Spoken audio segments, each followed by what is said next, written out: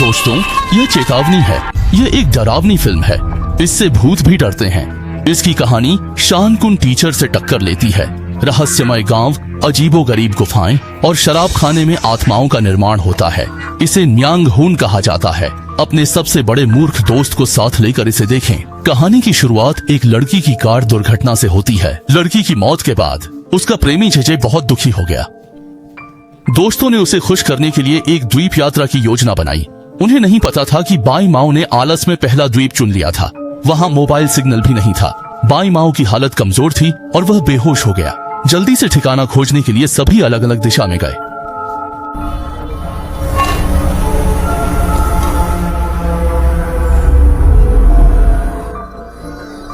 JJ को नहीं पता था कि कोई मिलेगा। उसका रवैया बहुत बुरा था। उसने जमीन पर पुरानी तस्वीरें नहीं देखी।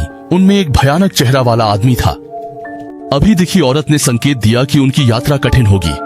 काफी देर बाद जेजे को एक बड़ी हवेली मिली, लेकिन तस्वीरें सही नहीं लग रही थीं। हर जगह अजीब माहौल था। आज रात घास पर सोने से बचने के लिए जेजे ने अंदर जाने का फैसला किया।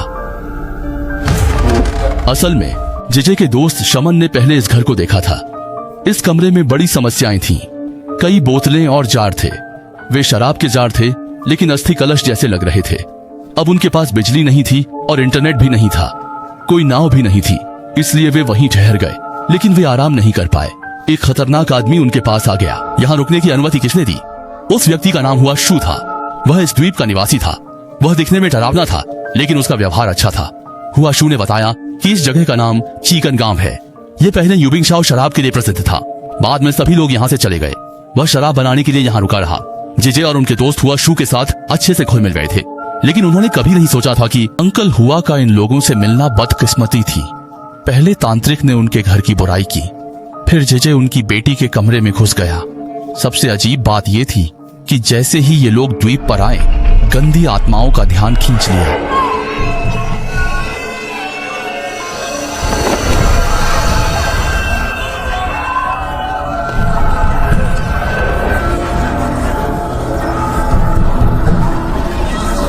बड़े घर में अजीब घटना देखकर जेजे और उसके दोस्त डर के मारे भाग गए। भागते समय जेजे को एक फोन आया।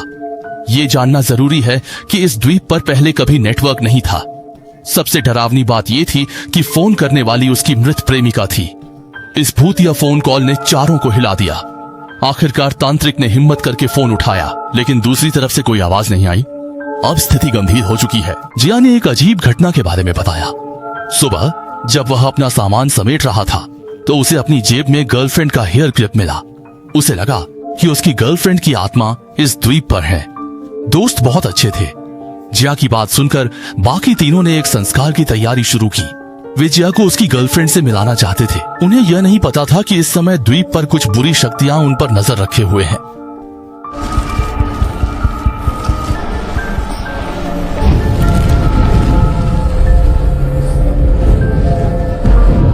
इस बीच जैसे ही संस्कार शुरू हुआ अंकल को भूतों ने परेशान करना शुरू कर दिया।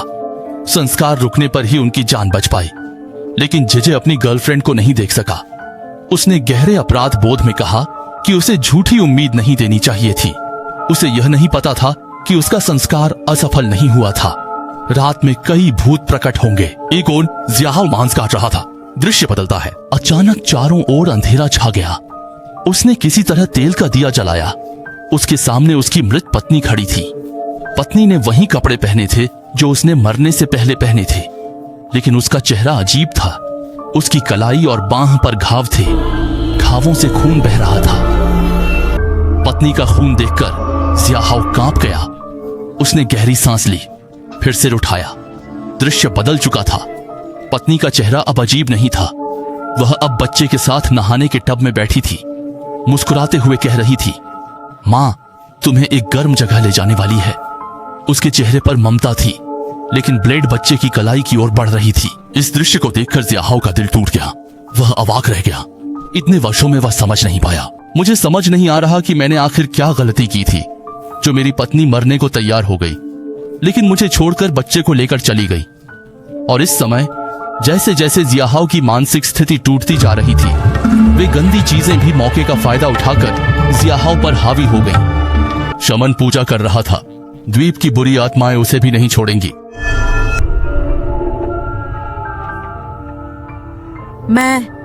मायाजाल में शमन ने जल्दी मर चुकी बेटी को देखा।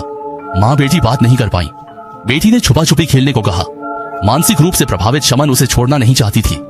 वह उसके पीछे पीछे चल पड़ी। अंततः वह मायाजाल की गहराई में पहुंच गई। इस बीच जिजे अचानक गायब शमन को खोजने जंगल में पहुंच गया।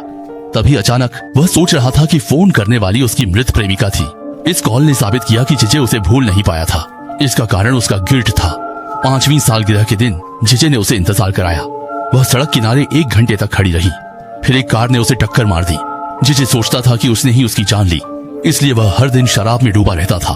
फोन कॉल के बाद जिजे भी बाकी दोनों लोगों की तरह सीधे प्रेत के बुने भ्रम में फंस गया। लाल रोशनी के नीचे एक औरत मछली पकड़ने का जाल ओढ़े हुए खड़ी थी। वह जिजे का नाम पुकार रही थी। जिजे जानता था कि यह एक प्रेत का जाल है, फिर भी वह खुद को रोक नहीं पा रहा था और यंत्रवत उसकी ओर बढ़ रहा था। सौभाग्य से जिजे भ्रम से बाहर आ गया। अब डरने का समय नहीं था, सिर्फ आत्मा में छिपा हुआ डर था। सुबह हो गई थी। वह जल्दी साथियों को खोजने गया। उस दिन वह और जियाहाओ ह्वानजिंग में गए। उनके चेहरे सामान्य थे। तीनों ने गायब शेनपो को नहीं पाया। पिछली रात की घटनाओं के बाद वे रुक नहीं सकते थे। उन्होंने सामान समेटा, जाने का फैसला किया। जैसे ही वे द्वीप से निकले, गायब शेनपो प्रकट हो गई।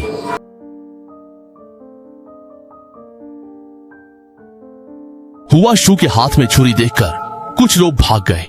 सुरक्षित होने के बाद उन्हें पता चला कि पिछली रात सभी ने अपने मरे हुए रिश्तेदारों को देखा था। शेनपो की बेटी ने बताया था कि अगर वे जल्द ही नहीं निकलते तो कोई मर जाएगा। अब वे खतरनाक स्थिति में थे। डरे हुए जियाहाओ ने अपनी नाराजगी बाई माओ पर निकाली। बाई माओ बहुत चिंतित था। इससे दोनों में झगड़ा हुआ। जिजे ने बीच बचाव करने की कोशिश की। किसी ने नहीं देखा कि शेनपो की तरह कुछ बुला रहा था। वह तेजी से दौड़ी। अंत में वह एक बड़े तान के सामने रुकी। उसे अब यह एहसास हुआ कि पिछली रात उसने जो कुछ अनुभव किया था वह वास्तव में क्या था। उसने देखा कि शेनपो जो उनके साथ भाग रही थी वह पहले ही मरी हुई थी। बाकी 3 लोग डर के मारे भाग गए। फिर जब वे रुके, जियाहाओ ने बाई माओ पर गुस्सा निकाला। कोई चारा न देखकर जेजे ने बीच बचाव किया, लेकिन जियाहाओ के उकसावे पर बाई माओ का गुस्सा फूट पड़ा। डरपोक होने के बावजूद वह वापस गया। शेनपो की लाश को अपनी पीठ पर लाद कर वह वापस ले आया, लेकिन लौटते हुए बाई माओ थकावट के कारण आखिरकार रास्ते में ही गिर पड़ा।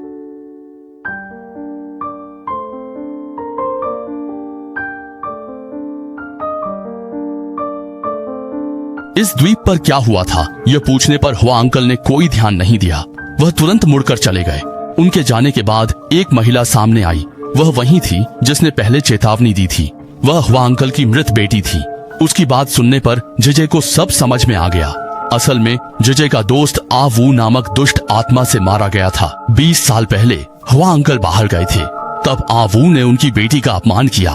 आवू का पिता गांव का मुखिया था। लोग इस मामले में नहीं उलझना चाहते थे। हुआ अंकल की बेटी डरी हुई थी।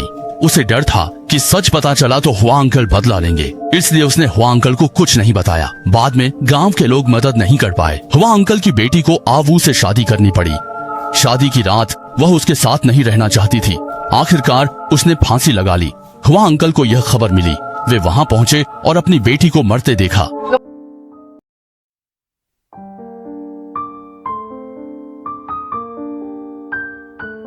हुआ शू की तलवारबाजी बहुत तेज थी। कुछ ही वार में उसने आवू को गिरा दिया। अपनी बेटी की मौत के लिए उसे सजा देनी थी, इसलिए उसने उसे तुरंत नहीं मारा। वह और वार करना चाहता था। आवू खून से लथपथ होकर मर गया, लेकिन हुआ शू का बदला पूरा नहीं हुआ था। वह शादी के समारोह में लौट आया। वहां सबके साथ उत्साह से जाम टकराया। ग्रामीणों को नहीं पता था कि हुआ शू ने शराब में जहर मिलाया था। उसने सबको मरते देखा, फिर मुखिया को भी मारा। जीवित लोगों को खत्म करने के बाद वह आवू की लाश की तरफ बढ़ा। हुआ शू को डर था कि आवू मरकर भी उसकी बेटी को सताएगा, इसलिए उसने आवू के शरीर को काटकर शराब के बर्तन में डाला। फिर एक गुप्त विधि से उसे बर्तन में सील कर दिया। उसने मुझे सिखाया कि ड्रैगन हेड फूल का उपयोग करके उसके पैरों और कलाई को काट दो और मुझे इस शराब के बर्तन में सील कर दो। वर्षों से यह मेरे पैर को काटता रहा है।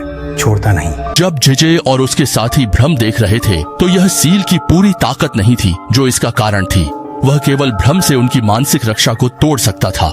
हुआ अंकल को यह नहीं पता था कि जब उसने पूरे गांव के लोगों को मारा तो उसकी बेटी का भूत उसके पीछे था। वह मानता था कि उसके पिता हत्यारे बन गए थे। यह सब उसकी गिल्ट की वजह से था। वह कई सालों तक अपने पिता के साथ रहा, लेकिन वे कभी आमने सामने नहीं मिले। इस बार वह जेजे के सामने आया। जेजे ने उसके पिता को समझाया। उन्होंने कहा कि वे अतीत को छोड़ दें, नई जिंदगी शुरू करें। उसी समय हुआ अंकल वापस लौटे। उनकी पीठ पर सफेद बाल थे। जेजे ने यह देखा। उसे विश्वास हुआ कि हुआ अंकल ने पहले उनकी रक्षा की थी। सच्चाई हुआ अंकल को बताई। शुरू में उन्होंने यकीन नहीं किया। फिर जेजे ने उनकी बेटी के बचपन की बातें बताई। हुआ अंकल को एहसास हुआ कि उनकी बेटी उनके साथ थी। वह उत्साहित होकर बेटी के कमरे में गए। उम्मीद थी कि वह उससे मिल सकेंगे। भावुक और आंसुओं से भरे पिता का सामना करते हुए मन में दया आई। अपने पिता से आखिरी बार मुलाकात की। हालांकि बेटी को देखकर अंकल बहुत खुश हुए।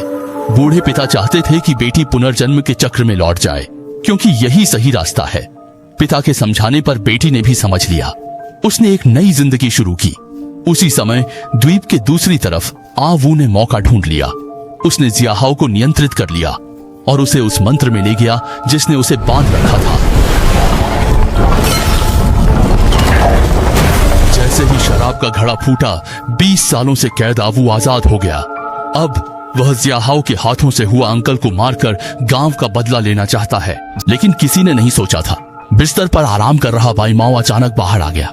इस समय जियाहाओ पहले से ही भूत के कब्जे में था। उसने ध्यान नहीं दिया कि सामने वाला उसका दोस्त है या नहीं। उसने बाईमाओ को धकेल दिया, फिर हथौड़ा मारा। बाईमाओ सीधे मर गया। हुआ शू भी खाली नहीं बैठा था। उसने पाइप से जियाहाओ के शरीर को छेद दिया। इस बार जियाहाओ गिर पड़ा। हुआ शू ने राहत की सांस ली। उसे नहीं पता था कि जीजे की भावनाएं उमड़ पड़ेंगी। आवू ने इस मौके का फायदा उठाया। उसने जियाहाओ का शरीर छोड़ दिया। अब वह जीजे के शरीर में प्रवेश कर गया। भूत के कब्जे में आया जीजे धीरे धीरे हुआ शू की ओर बढ़ा। आवू ने युवकों की मौत का दोष हुआ शू पर डाल दिया। 20 साल से वह हुआ शू से नफरत करता रहा है। उसने तय किया कि हुआ शू को आत्महत्या करने पर मजबूर करेगा ताकि अपने दिल की आग को शांत कर सके। बदले की शर्त के रूप में वह उस बच्चे को छोड़ सकता था।